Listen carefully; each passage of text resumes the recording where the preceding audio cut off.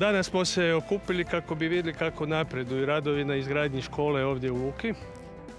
Želim reći da je ovaj projektu kapitalne izgradnje Zagrebačke županije koji je vrijedan negdje 140 milijuna kuna, a da ova škola vrijedi ili je ugovorena za 17 milijuna 858 tisuća kuna i da to ukupno financira Zagrebačka županija.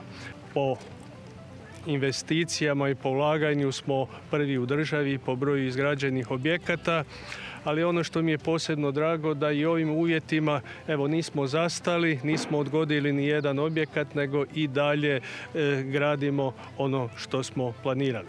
Svi smo svjedoci jedne lijepe zgrade koja će biti naša osnovna škola u zamjenu za ovu postojeću koju vidite, koja je izgrađena prije 110 godina.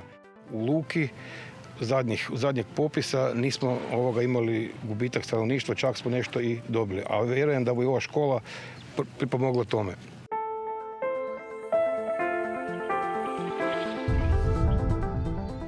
Naša škola ima 103 učenika, 30 zaposlenika.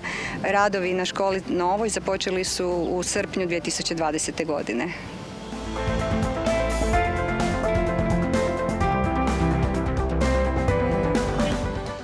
Zagrebačka županija definitivno u jednom od svojih temeljnih postulata razvoja ulaže u obrazovanje.